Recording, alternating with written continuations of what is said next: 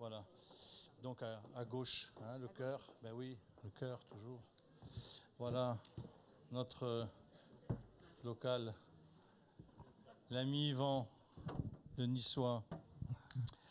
Bien, donc... Non, ben ça fait rien. Alors, attendez, on a une petite surprise. Tu arrives ou non, Jacques? Bon, ben, tout à l'heure alors. Tu feras ça, hein, tout à l'heure. Bon, ben voilà, David, on repart pour 40. Très bien, merci François. Donc, quatrième table ronde de cet après-midi, cette fois-ci consacrée aux migrations, sujet qu'on a un peu commencé à déflorer tout à l'heure avec Gilles Boeuf et Jacques Véron. Je vous présente sans attendre mes invités. Marie-Laure Basilien-Guinche, vous êtes professeure de droit public, membre de l'Institut des migrations, et en tant que membre de l'Institut universitaire de France, vous avez conduit un projet de recherche qui s'appelle La FINIS et le LIMES, réflexion sur l'identité constitutionnelle de l'Union européenne au regard de la politique d'immigration et d'asile. Et vous travaillez bien sûr sur les rapports entre les composantes politiques, les éléments géographiques de l'identité européenne à travers le prisme des migrations et de sa politique d'asile. J'espère que j'ai bien résumé. Et à ma droite, Yvan Gastaut, vous êtes historien, vous êtes niçois, comme l'a dit François. C'est ma principale identité. Ouais. Maître de conférence à l'UFR STAPS de l'Université de Nice, et vous êtes spécialiste. Vous avez deux grands sujets d'études, si je ne me trompe, c'est l'immigration et le football, ouais. Ou le sport en général. Et vous avez développé donc des recherches avec des articles très intéressants sur des sujets où vous croisez les deux d'ailleurs parfois. Vous avez travaillé sur la question des sans-papiers, sur le Mondial 98, enfin voilà, de nombreux objets d'études. Et évidemment, je crois qu'on ne pouvait pas imaginer une série de conférences consacrées à demain l'humain sans parler de la question migratoire qui est, avec la question climatique qu'on vient de déflorer, une des grandes questions globales. Alors on constate aujourd'hui, et on va peut-être commencer par une approche historique, Yvan Gastaut, une crispation croissante des opinions publiques occidentales vis-à-vis de l'immigration, qui est représentée et souvent déformée comme une immigration de masse. Pourtant, je crois qu'une mise en perspective historique sur ce qu'a été le fait migratoire en France et en Europe au 19e et 20e siècle permet de prendre de la distance peut-être et de la hauteur par rapport à ces représentations. Ça serait intéressant de vous entendre pour commencer sur ça, sur le temps un peu plus long. D'accord, merci de me donner la parole. Donc, pour envisager demain l'humain, où voulons-nous aller? Sans doute, effectivement, le rapport à l'histoire peut être intéressant et apporter quelques pistes, sans avoir de solution toute faite, parce que j'ai l'impression qu'on cherche effectivement des solutions, des il faut, des injonctions qui sont importantes, et en même temps, on voit qu'à notre niveau, petit niveau, chacun d'entre nous, c'est bien difficile d'arriver à, dans ce maelstrom, trouver des perspectives. Donc l'idée, c'est effectivement de travailler sur la réflexion et aussi sur les représentations.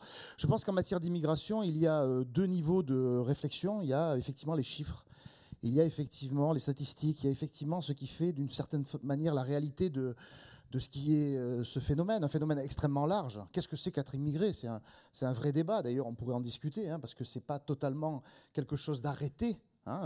Nommer l'autre est extrêmement complexe.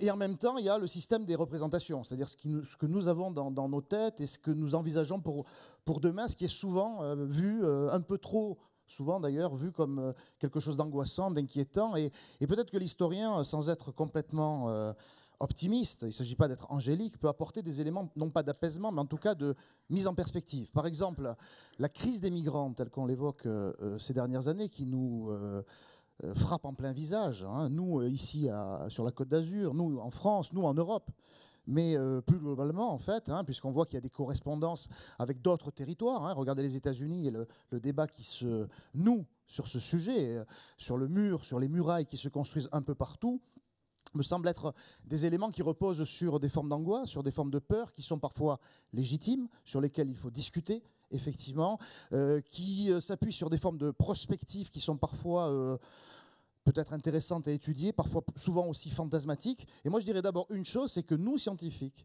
nous sommes aussi pris dans nos subjectivités, je dirais. Et quand on étudie nos aînés, qu'ils soient historiens, démographes, politologues, on voit aussi que dans la manière dont on écrit nos récits scientifiques, on peut parler de récits scientifiques, effectivement, il y a aussi des formes de subjectivité. Et je citerai des gens qui sont à la fois des références, mais qui peuvent être aussi aujourd'hui déconstruits dans la manière dont on les évoque, à savoir des chercheurs qui ont envisagé le monde en termes d'invasion, par exemple. Et j'insisterai sur ce sujet. L'invasion, c'est quoi, aujourd'hui, il y a une réalité d'un monde qui est un monde interculturel, d'un monde qui est métissé, qui est mélangé. Qu'on le veuille ou non, c'est une réalité. Cette réalité, on l'accepte, on ne l'accepte pas, on s'en défend, on s'en prémunit peut-être, on en a peur peut-être aussi, mais c'est une forme de réalité qui fait que demain, l'humain, que voulons-nous, où voulons-nous aller? Est-ce que ce que nous voulons demain, c'est un monde de cloison? C'est un monde où chacun serait chez soi, mais qu'est-ce que ça veut dire être chacun chez soi aujourd'hui? Qu'est-ce que ça veut dire être entre nous? C'est quoi le nous européen, si on s'en tient simplement à la question de l'Europe? L'islam, est-ce que c'est l'Europe? En partie oui, si on s'en tient à un certain nombre de réalités. Parce qu'on se rend compte, il y a un historien récemment, un historien nantais qui a travaillé sur Mahomet l'Européen, c'est son titre, de John Tolan, qui a réfléchi sur ce sujet et qui montre finalement qu'un élément qui est important, c'est que les historiens et les chercheurs, aujourd'hui, réfléchissent le monde davantage qu'auparavant à l'aune des mobilités. On ne dit même plus migration, on dit plutôt mobilité. C'est peut-être une mode, je vous l'accorde, et peut-être que cette mode est critiquable, mais on se rend compte aujourd'hui, on parlait tout à l'heure de la préhistoire, que, y compris l'homme préhistorique était un homme mobile. Ça ne veut pas dire que tout le monde est mobile. Quand on voit le chiffre des migrations, on se rend compte que c'est un chiffre important, impressionnant, mais qu'il y a beaucoup de gens qui restent aussi, entre guillemets, chez eux et qui nous intéressent finalement aussi, ces personnes qui ne bougent pas. Réfléchir à ce que c'est que l'autochtonie, en quelque sorte. Et cette autochtonie me semble être un élément constitutif aussi des réflexions, à savoir donc que la mobilité aujourd'hui est quelque chose qu'il nous faut prendre en considération. C'est une considération qui nous amène à réfléchir sur l'humain en tant que tel. L'humain est peut-être davantage vu aujourd'hui comme un humain qui bouge, et qui ne bouge pas forcément parce qu'il est, on le disait tout à l'heure, parce qu'il est pauvre, parce qu'il est malade, parce qu'il y a des problèmes climatiques. Sans doute, c'est vrai bien sûr, mais il n'y a pas que ça. C'est-à-dire que voir simplement la migration comme un phénomène de pauvreté, de malheur, de malaise, de maladie, etc., me semble être un élément restrictif. Je pense que la migration, c'est aussi la mobilité à l'aune d'autres éléments. Et on oublie que l'Europe a été aussi un continent d'où les gens sont partis, et d'où certains partent encore. Au XIXe siècle, il suffit d'aller pas très loin d'ici à Barcelonnette, et vous y voyez les Barcelonnettes. Ce sont des gens qui se sont installés au Mexique, par exemple, et qui ont fait souche, d'une certaine manière, au Mexique ou aux États-Unis de l'Ouest, et que quelque part, on doit réviser aussi ces manières de réfléchir aux mobilités. Mais on a souvent considéré qu'il y avait une modernité qui était celle de la mobilité, que la modernité, alors on va dire globalement le XXe siècle est un siècle de forte mobilité, mais on oublie effectivement que, par exemple, le XIXe siècle, par exemple le Moyen-Âge, et jusque même dans les époques de l'Antiquité, par exemple, la mobilité était aussi un élément. Alors, est-ce que ça rassure? J'en suis pas sûr. Je ne suis pas certain de vous apporter des éléments de délaisser les crises d'angoisse qu'on peut avoir, mais en tout cas, c'est un élément qui nous permet de réviser un certain nombre de cadres sur ce que c'est que l'humain. L'humain, s'il bouge et que demain bougera encore, c'est aussi un humain qui a bougé par le passé, et dans ce cadre-là, oui, on a pu penser que l'histoire était un phénomène. C'est comment on écrit l'histoire, comment on a écrit l'histoire. On a souvent écrit l'histoire à l'aune de justement des civilisations, terme plombé aujourd'hui, me semble-t-il, terme très largement contestable sur lequel on pourrait discuter, qui serait un monde qui serait constamment un monde de renouvellement de civilisation par des formes d'invasion.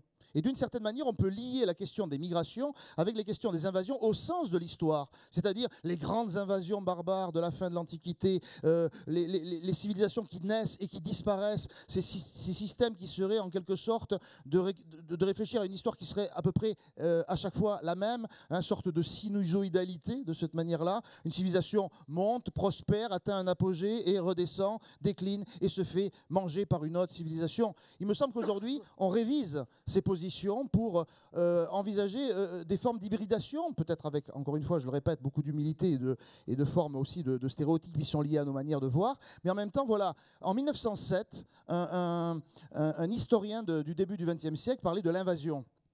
C'est quoi l'invasion en 1907 ?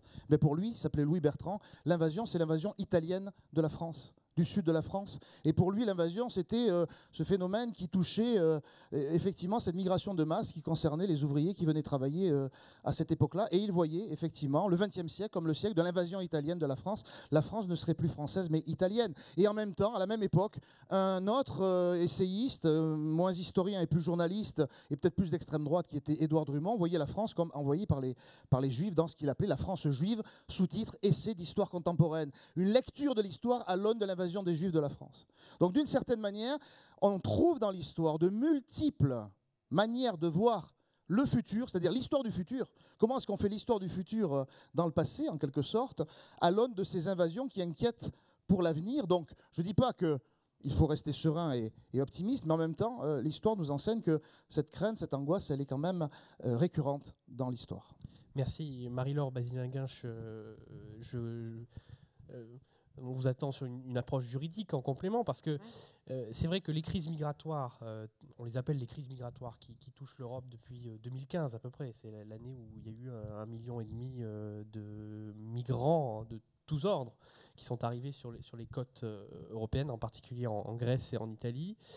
Est-ce qu'il n'est pas important d'abord, pour bien comprendre de quoi on parle, de faire des distinctions et de faire la différence entre ce qu'on appelle un demandeur d'asile, donc quelqu'un qui est a priori réputé fuir une persécution politique ou un conflit et qui a droit à l'hospitalité et à l'asile en Europe, avec des règles constitutionnelles et communautaires qui le permettent, d'un migrant qui, on ne va pas dire fuit la misère, parce que les plus pauvres en général n'ont pas les moyens de la migration, Exactement. mais qui aspire en tout cas à une mobilité sociale, d'un migrant environnemental qu'on pourrait appeler réfugié climatique. Voilà. Quelle distinction aujourd'hui le droit, les politiques publiques nous offrent-elles pour essayer de bien comprendre la diversité de ces personnes qui arrivent en Europe?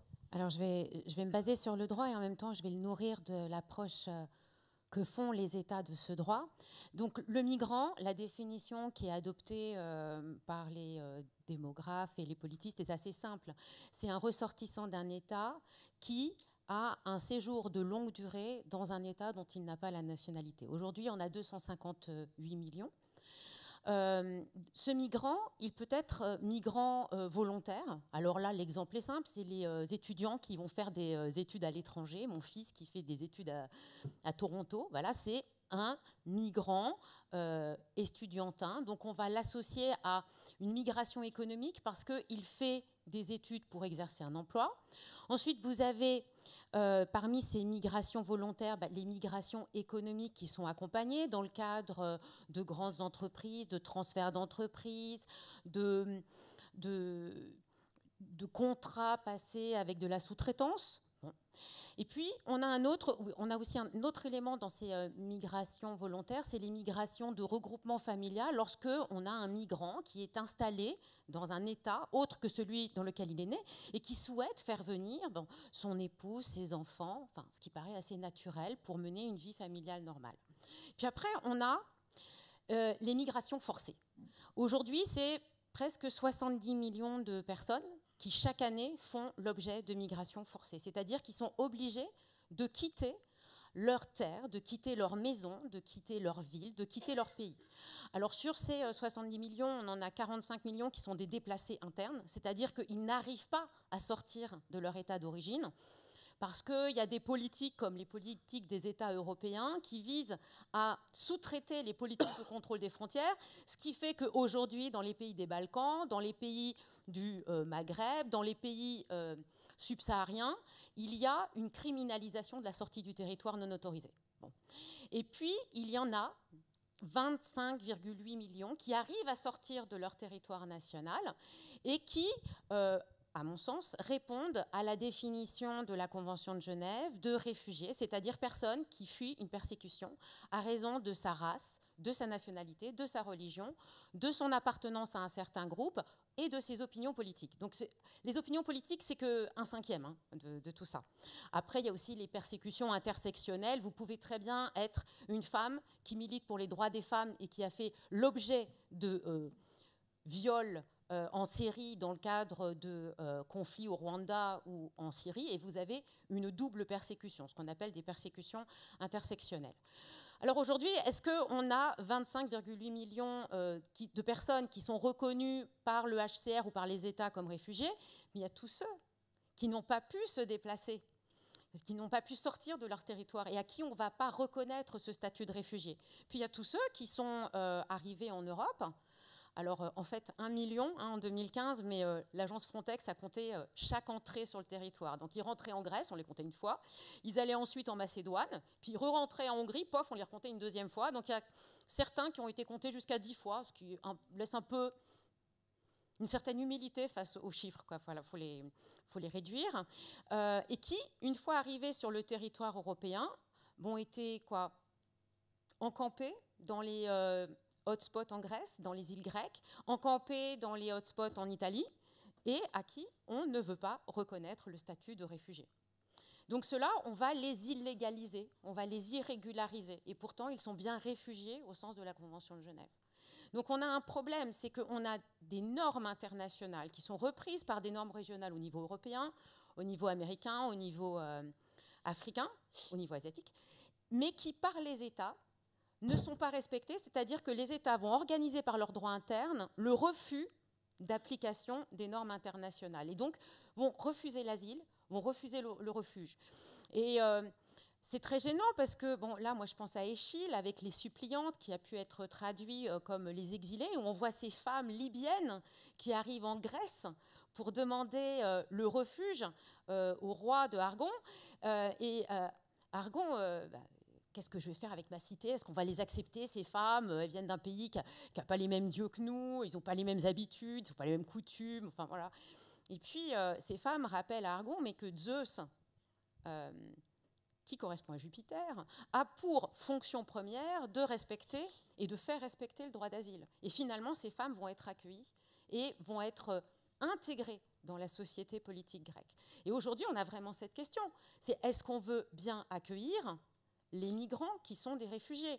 Alors, je n'ai pas rencontré autant de gouvernements que Gilles, mais des ministres de l'Intérieur des États membres, j'en ai rencontré un certain nombre. Et il y a quand même cette fâcheuse tendance à dire oui, mais alors, la Convention de Genève, c'était pour un autre siècle. Bon, alors, si on regarde bien l'histoire, Yvan pourrait le dire, du conflit en Syrie, on pourrait remonter au-delà du XXIe siècle. Hein. Il y a des racines au XXe et au XIXe. Disons que la Convention de Genève aurait à s'appliquer que à ce qui s'est passé avant 1951, enfin c'est quand même inquiétant, et simplement aux Européens. Alors moi j'ai une question. La question c'est demain l'humain, mais qu'est-ce qu'on appelle l'humain? Est-ce qu'on n'a pas une double humanité, une humanité riche qui a le droit à la mobilité, une humanité persécutée qui est contrainte à la mobilité mais qui ne peut pas être accueillie, donc qui se retrouve hors sol? Alors, je ne sais pas, est-ce qu'on va les envoyer sur Mars? Est-ce qu'on va leur créer une cité au fin fond de l'océan? Je ne sais pas, truc bizarre. Et puis, une humanité pauvre qui est contrainte de vivre les persécutions là où elle est, c'est-à-dire qu'en Syrie, aujourd'hui, il y a des gens qui continuent à être persécutés, au Soudan, en Érythrée, en Somalie, en Centrafrique. Enfin, on peut multiplier à l'envi. Et puis, une humanité qui ne peut pas bouger parce qu'elle est trop pauvre, mais qui meurt de faim. Et est-ce que la violence de mourir de faim, ce n'est pas aussi une violence qui mériterait d'obtenir refuge? Enfin, c'est des questions qui me semblent poser, à mon sens, la notion d'humain.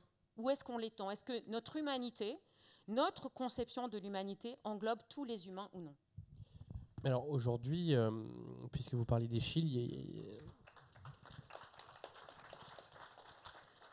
aujourd'hui on a un système européen de l'asile qui considère que le pays qui doit instruire la demande d'asile, c'est le premier pays dans lequel on est entré. Donc en 2015, on a eu, vous dites 1 million, 1 million d'entrées. Si vous voulez, on va dire 1 500 000, ça ne change pas Non, grand-chose. non, bien sûr. Mais on a eu ces entrées donc, principalement en Grèce et en Italie. Est-ce que vous comprenez le discours des autorités grecques et italiennes qui disent « s'il n'y a pas de solidarité européenne, pour nous, ce n'est pas possible ». Et qui aboutit à ce que effectivement ces gens-là ne soient pas pris en charge et stationnent dans des hotspots.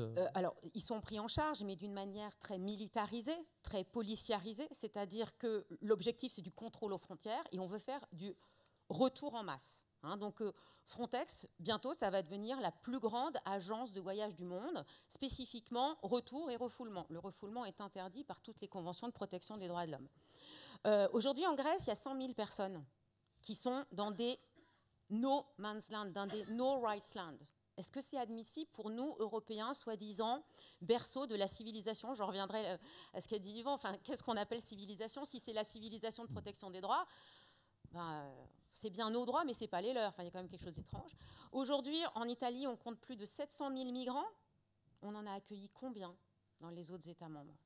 Alors, il y a eu un vague projet de relocalisation, 104 000 sur 2 ans. Je trouve qu'on a des problèmes avec les mathématiques quand même. Parce que bon, ça fait qu'un petit pourcentage de 1 500 000, si on se base sur ce chiffre-là. Après, il y a eu les places qui ont été promises par les États, et puis les places qui ont été ouvertes par les États, et puis les individus qui ont été effectivement relocalisés. 39 000. 39 000 sur 1 500 000, plus 200 000. Je trouve ça mais, ridicule. Moi, je serais l'Italie, je serais furibonde. Où est cette solidarité européenne? Il n'y en a pas. Et on peut comprendre la montée du mouvement 5 étoiles en Italie par la réaction des autres États européens. L'Allemagne a beaucoup accueilli, la France a été pitoyable. Voilà. Donc, patrie des droits de l'homme, oui, dans les discours, non dans les faits. Voilà. Alors, la question du... Je peux revenir 2 minutes sur le règlement Dublin. Le règlement Dublin, auquel vous faisiez référence, ne prévoit pas que ce soit le premier État d'entrée qui soit responsable de l'examen de la demande d'asile. Ça, c'est une disposition balai. C'est au cas où il n'y ait pas d'État dont on arrive à déterminer que le migrant a une relation. C'est-à-dire qu'il n'a pas une relation familiale, une communauté de référence, une langue, un travail promis. Mais le problème, c'est qu'en Grèce et en Italie, ils n'ont pas les moyens d'avoir des entretiens avec chacun des individus pour savoir exactement avec qui ils ont des liens. Et puis quand bien même on saurait que des Tunisiens arrivent en Italie et veulent demander l'asile en France, qui paraît assez courant parce qu'ils parlent français, bizarrement c'est une ancienne colonie, ils ne parlent pas italien. Mais la France ne veut pas les accueillir. Elle bloque ses frontières entre la France et l'Italie depuis 2011. Donc je comprends la Grèce et l'Italie et je suis effondrée par l'attitude des autres États européens qui a consisté à construire depuis 2011 plus de murs en Europe qu'il n'y en avait sous le mur de Berlin, à l'époque de la guerre froide. Alors, le recul historique nous montre qu'il y a déjà eu des crises migratoires en Europe, qu'il y a déjà eu des crises de l'accueil aussi et des opinions publiques crispées. Comment est-ce qu'on peut expliquer aujourd'hui, alors que l'Europe est un îlot relativement prospère par rapport à un grand nombre de pays dans le monde, même si évidemment ce sont des sociétés où les inégalités croissent, où il y a un chômage structurel, où la crise a cassé certains ressorts. Comment expliquer cette intolérance croissante vis-à-vis de l'arrivée des autres et la prolifération aussi on va dire, de mythologie relative aux migrations? Je ferai 3 remarques par rapport à votre question. C'est la première, et ça résonne avec ce que disait Marie-Laure, c'est qu'effectivement, la crise des migrants de 2014-2015, elle peut être repérée historiquement comme un moment important, mais il est vrai qu'il y a une longue histoire, on pourrait la dater pour ce qui nous concerne plus près de nous, de la fin de la Première Guerre mondiale. C'est-à-dire qu'au moment où la guerre se termine en 1918, c'est d'actualité, on a effectivement des effets directs sur la migration. Le conflit est d'une telle ampleur, d'une telle violence et avec de telles conséquences que l'Europe, et c'est principalement l'Europe dans un premier temps, intra-européen pratiquement, qui est un continent dévasté dans lequel des populations sont sur les routes en permanence. Et on peut considérer que l'après-Première Guerre mondiale, c'est le point de départ de beaucoup de choses qui nous concernent aujourd'hui, c'est-à-dire effectivement une crise de l'asile. Et la France, oui, je suis d'accord avec toi, est un pays qui aujourd'hui n'est plus, mais il n'était pas déjà à l'époque d'une certaine manière. C'est ça aussi, c'est que ce mythe France terre d'asile, on peut le déconstruire déjà dès les années 20 et 30. Rappelez-vous simplement alors bon, bien sûr, il y a aussi la crise à l'échelle internationale. À la sortie de la guerre, on essaie de réfléchir à une dimension supranationale et dans le cadre de la Société des Nations, à partir de 1920, on tente de monter en place ce qui va s'appeler le Haut Commissariat aux réfugiés, qui commence à réfléchir à la manière dont on peut accueillir ces personnes qui n'ont rien, qui n'ont plus de patrie, qu'on appelle des apatrides, et dont le fameux passeport Nansen sera une sorte de béquille qu'on va leur donner pour pouvoir accéder à tel ou tel pays pendant un certain temps. Et beaucoup de Russes principalement d'Arméniens pour deux raisons différentes. La révolution de 17 et le génocide arménien de 1915 vont être les premières populations considérées comme étant victimes d'une première crise d'émigration dans les années 20, à une époque où il n'y a pas de crise économique. La dimension économique n'existe pas. Il y a simplement, dans cette Europe de l'après-guerre, des mouvements de population tels, beaucoup plus importants qu'aujourd'hui, mais qui ne sont pas de même nature, qui dévastent le territoire européen. Et la France est largement confrontée avec un accueil difficile, douloureux, et notamment cette fameuse, je vais vite, mais cette fameuse conférence d'Évian 1938, qui se pose sur un autre problème, c'est la question des Juifs.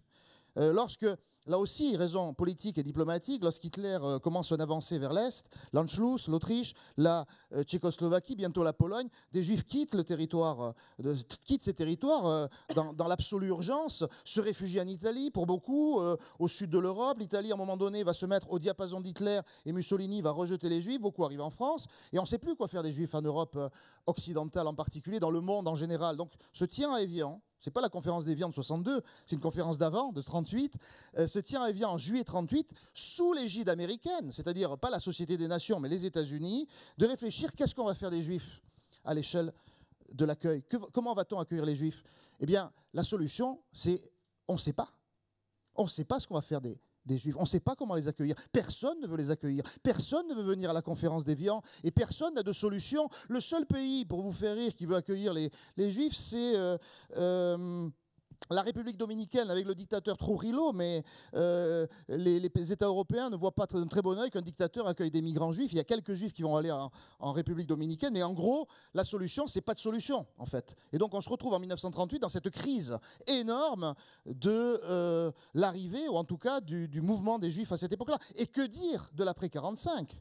Notamment ce qu'on appelle les verts tribuneux, c'est-à-dire les Allemands. On a oublié ça parce que notre histoire nous a détournés de l'histoire allemande. Mais aujourd'hui, on retrouve qu'il y a quand même 12 millions d'Allemands qui sont sur les routes, rapatriés, ramenés, je ne sais pas comment on les appelle, mais amenés à être des réfugiés eux-mêmes. Et c'est un drame humain énorme, 12 millions de personnes. Hein. Donc il y a effectivement comme ça des rebonds dans l'histoire qui vont aller jusqu'à notre crise actuelle. Donc l'histoire, ce n'est pas pour déconsidérer la gravité de la situation actuelle, mais c'est pour la remettre en perspective par rapport à d'autres éléments. Le deuxième aspect, je vais plus vite sur ces questions-là, le deuxième aspect, c'est sur la question justement de l'avenir, de la manière dont on voit le monde. Il me semble qu'il y a un élément qu'il faut constater, et c'est pour répondre à votre question, c'est que oui, il y a une forme de contradiction dans le rapport qu'on a aux migrations et dans le rapport qu'on a à la diversité, si on peut employer ce terme un peu fourre-tout.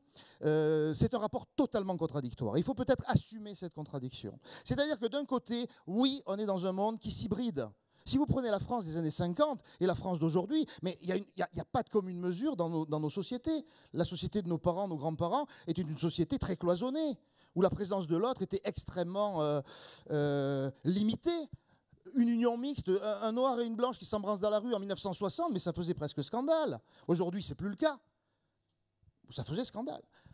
Mais le problème, c'est que cette situation qui marque une évolution positive est tempérée, voire même niée par d'autres éléments qui font que cette réalité-là, on ne la prend pas en considération de cette manière-là. Et en gros, il faut faire un constat sur la diversité, sur l'hybridation du monde et l'hybridation de l'Europe, mais en même temps, deux oppositions s'affrontent sur une même réalité. Certains y voient un monde qui se métisse, un monde qui se mélange, pour le meilleur et pour le pire, et d'autres y voient le grand remplacement.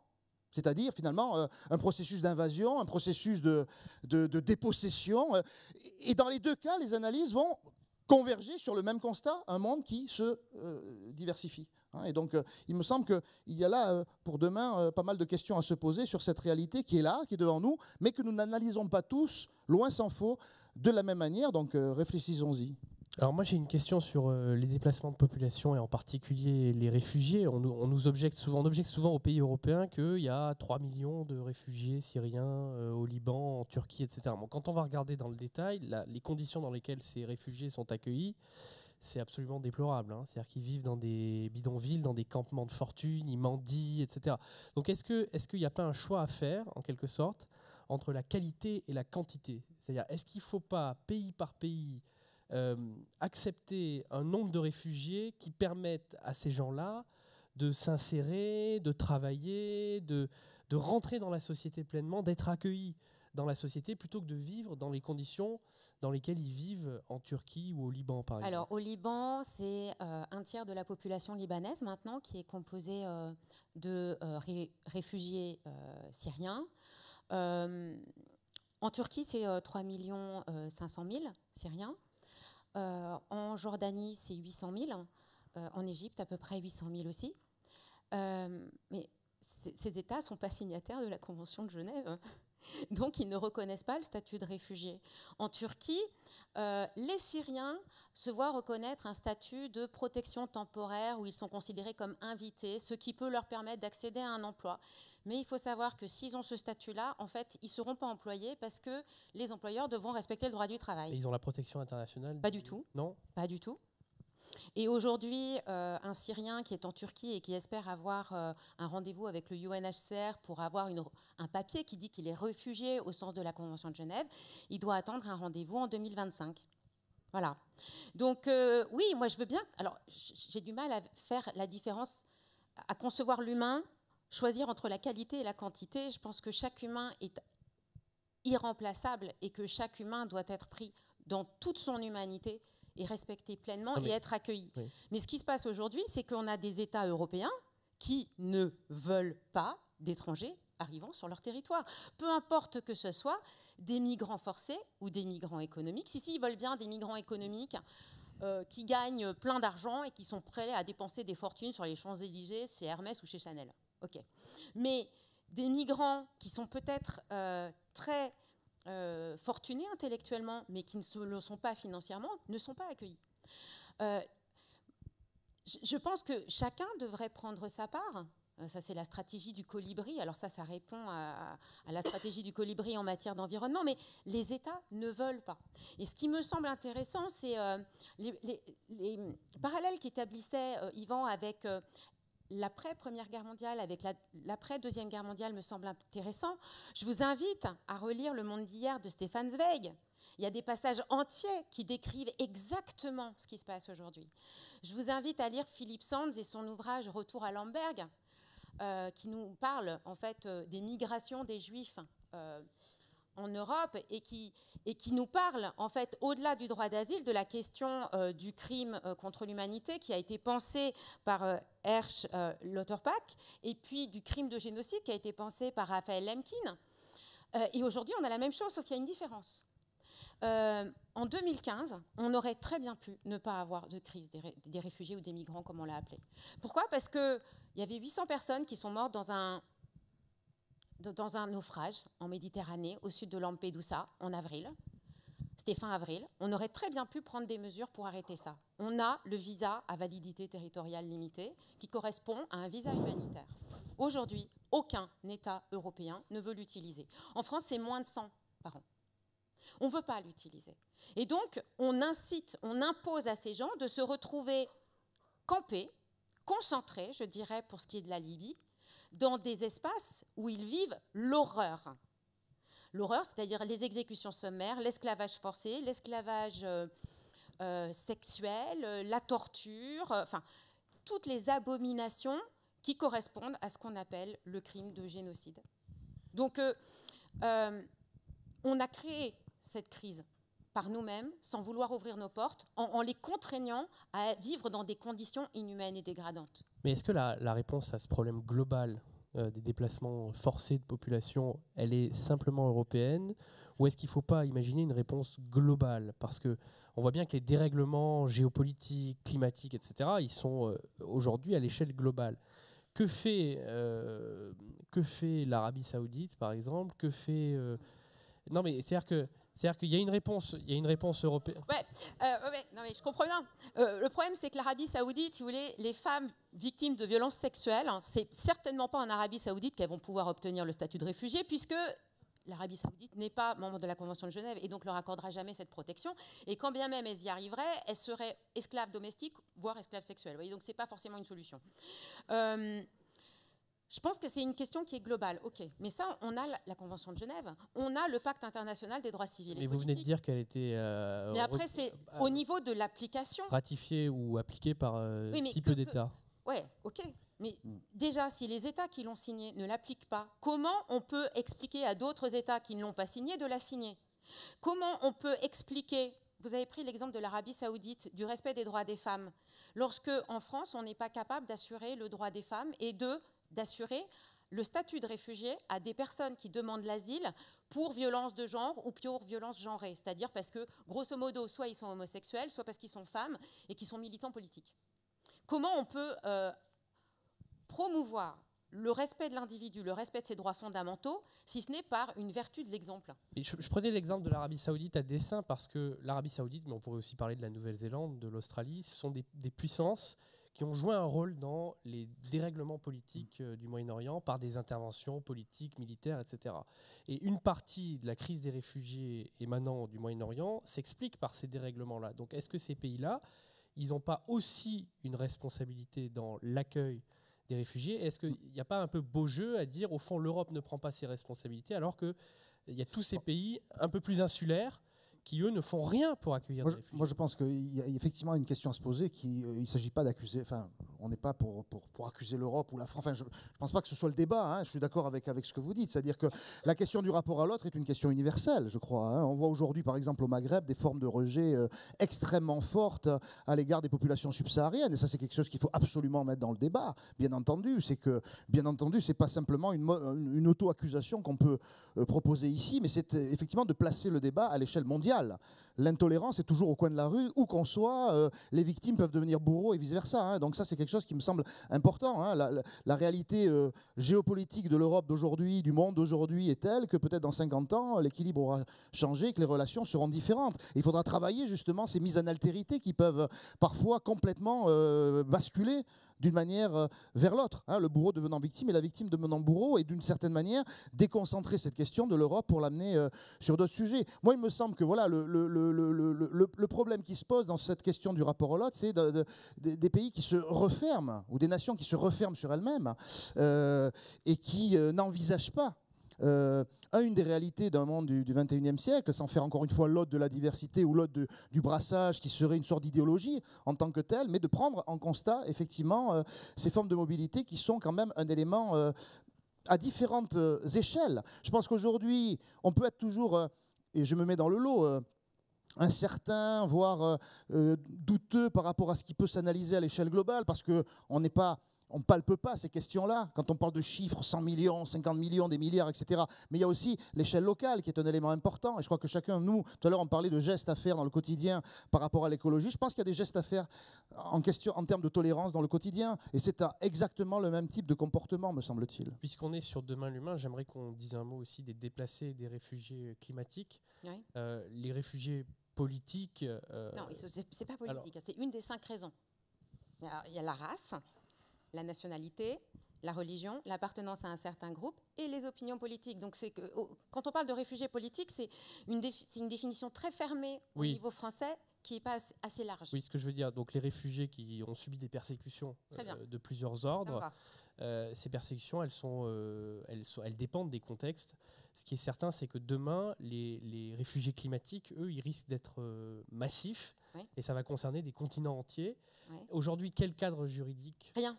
Et quels moyens d'action éventuellement à prendre pour demain pour prendre en compte, comme il le faut, dans les politiques publiques et dans le droit, ces populations-là? Alors pour l'instant, dans le droit, il n'y a rien. Il y a eu une première idée, c'était de modifier la Convention de Genève. Mais en fait, on a bien vite compris, nous, universitaires qui travaillons sur ces questions-là, qu'il ne fallait surtout pas toucher la Convention de Genève, parce que si on commence à toucher la Convention de Genève, il n'y en aurait plus. Voilà, donc 1. 2, oui, il va falloir qu'on trouve une solution, parce qu'à part les mettre en orbite, je ne vois pas. Il va falloir qu'on partage, voilà, que chacun prenne sa part. Alors, ça tombe dans l'actualité, c'est-à-dire que comme il y a eu le GIEC, on va fonder le GEMA, c'est-à-dire le groupe d'experts indépendants sur les migrations et le climat, parce qu'aujourd'hui, on a vraiment une réflexion sur les migrations et l'asile qui se pose. Et on est dépendant d'une chose, c'est la volonté des États, et la volonté des États, elle est dépendante aussi de la volonté des opinions publiques. Il faudra aussi que du cœur des corps politiques vienne ce désir, ce souci de l'autre. Et ça me renvoie quand même à 2 idées. La première, c'est qu'on a parlé en 2015 d'une crise des migrants. parce qu'il y avait 1 million de Syriens, Érythréens, Irakiens à peu près à l'époque qui arrivaient sur les côtes italiennes et grecques. Au même moment, il y avait 1 million d'Ukrainiens qui arrivaient en Pologne. On n'a jamais parlé de migration et de crise des migrations concernant les Ukrainiens. Ça doit poser question. Pourquoi ? Alors moi j'ai ma petite idée, mais chacun peut réfléchir aux raisons pour lesquelles, dans un cas, on a trouvé que c'était critique, et dans l'autre cas, c'était tellement pas critique qu'on n'en a même pas parlé. Deuxième point, je pense que on est beaucoup d'universitaires à avoir réfléchi à l'échelle internationale, d'être allés voir les politiques, et on s'aperçoit qu'il y a comme une irrationalité du politique qui se développe, totalement sur des fantasmagories de l'humain et de la migration. Et moi, j'en viens à penser que ce n'est pas par des think tanks à des niveaux élevés qu'on va pouvoir changer les choses, mais c'est vraiment par des do-tanks, chacun avec son accueil de l'autre, de l'étranger, qui peut modifier tout un... Alors, j'ai un ami qui est scientifique et qui me dit c'est exactement le do-tank, c'est comme la glace qui se forme sur un lac ou sur un étang. Au début, il y a un cristal de glace et puis ça va cristalliser la goutte d'eau d'à côté. Et par ce phénomène de capillarité, on va avoir la glace qui va s'étendre sur tout l'étang. Moi, je pense qu'on peut créer une capillarité de l'hospitalité. Et là, Gilles avait son philosophe, Jean-Pierre avait ses philosophes, moi j'ai le mien. C'est Paul Ricoeur et son éthique de l'hospitalité. Et je suis censée me taire. Merci à tous les deux.